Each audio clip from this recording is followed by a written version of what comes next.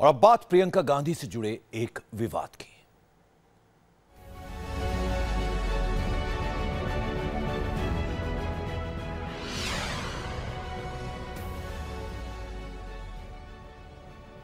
क्या प्रियंका गांधी की हरियाणा में की गई एक लैंड डील जांच के घेरे में है?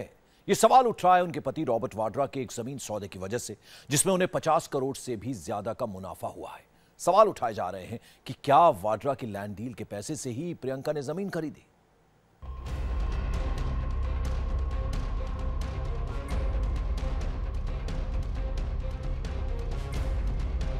लैंड डील पति रॉबर्ट वाड्रा की, और शक की सुई घूमने लगी पत्नी प्रियंका गांधी की तरफ।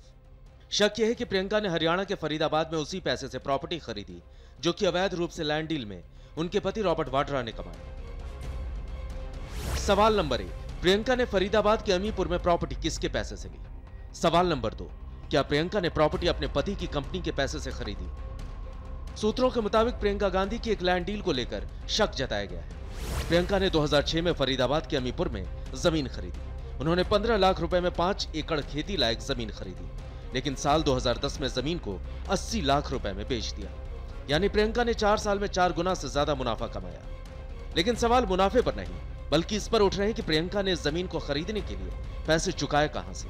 बात निकली तो प्रियंका के दफ्तर से सफाई जारी की गई। मैंने 2006 में फरीदाबाद के अमीपुर में 15 लाख रुपए में 5 एकड़ कृषि जमीन खरीदी थी और 2010 में उसे 80 लाख रुपए में बेचा था।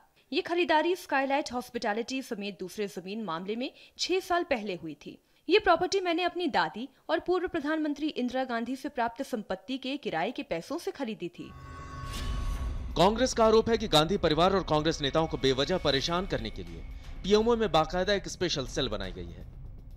पीएमओ के अंदर एक प्रकोष्ठ बना रखा है इस काम के लिए ही कि पूरे देश के अंदर राज्यों में जहाँ कांग्रेस के नेता लोग हैं, कोई आरोप नहीं लगे हैं, कोई स्कैंडल नहीं हुआ है, कोई टेक्निकली गलती भी रह गई है, तो भी उनको ऐसा नाम उछाल हो जाए, लगता बहुत बड़ा स्कैंडल कर ली लोगों ने कांग्रेस को बदनाम करने की। भारतीय जनता पार्टी जब से सत्ता में आई है, अपने विपक्षियों को किसी न किसी तरीके से परेशान करने में लगी है। इंक्वायरी कमीशन और रिपोर्ट कभी प्रकाशित नहीं हुई और लीक नहीं हुई जितनी भाजपा के शासनकाल में।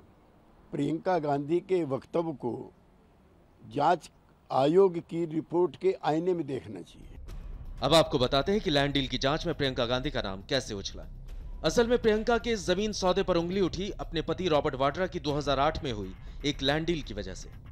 सूत्रों के मुताबिक हरियाणा में एक जमीन सौदे से वाड्रा ने 50 करोड़ 50 लाख रुपए का मुनाफा कमाया। वाड्रा ने 50 करोड़ रुपए अपना एक भी पैसा खर्च किए बगैर कमाए। वाड्रा ने यह कलाकारी कैसे की, यह भी कम दिलचस्प नहीं है। सूत्रों के मुताबिक वाड्रा ने प्रॉपर्टी ओंकारेश्वर प्रॉपर्टीज से खरीदी। इसकी डील वाड्रा की company Skylight hospitality private limited ने की। वाड्रा ने जमीन पर लैंड यूज बदला, इसके बाद ज्यादा कीमत पर डीएलएफ को जमीन बेच दी। इससे वाड्रा की कंपनी को 50 करोड़ 50 लाख का प्रॉफिट हुआ। सूत्रों के मुताबिक आरोप यह है कि रॉबर्ट वाड्रा ने इस लैंड डील से गैर कानूनी रूप से मुनाफा कमाया। हसनपुर गांव में 16 लाख रुपए प्रति एकड़ के ऑफिशियल रेट के आधे से कम भाव में जमीन खरीदी गई और इसको फिर 0 पेमेंट पर सेल डीड वाड्रा की कंपनी स्काईलाइट हॉस्पिटैलिटी के फेवर में तैयार की गई और पेमेंट करने के लिए डीएलएफ को माध्यम बनाया गया। एक सवाल उठता है मन में बार बार कि ये राजनीतिक परिवार है या प्रॉपर्टी डीलरों का परिवार है। इन्होंने पूरे देश को अपनी प्रॉपर्टी, अपनी जागीर समझी और देश को बेचने का काम किया। आज उसी का नतीजा है कि जमीन तो बहुत है इनके पास, मगर राजनीतिक जमीन नहीं। 2.5-3 साल में हर प्रकार से तंग करने की प्रक्रिया करना, मानहानि करना, प्रेस में गलत तथ्यों का प्रचार करना, दुष्प्रचार करना और एक वातावरण क्रिएट करने के बाद भी 3 वर्ष में न राजस्थान से न हरियाणा से कोई भी ठोस तथ्य आए हैं। रॉबर्ट वाड्रा के वकील ने भी सफाई दी है कि लैंड डील में कहीं कोई कानून नहीं तोड़ा गया है। रॉबर्ट वाड्रा और स्काईलाइट हॉस्पिटैलिटी ने कोई गलत हरकत नहीं की थी और किसी कानून का उल्लंघन नहीं किया था। जमीन पैसा चुकाकर खरीदी गई थी और इनकम टैक्स का पेमेंट भी किया गया था।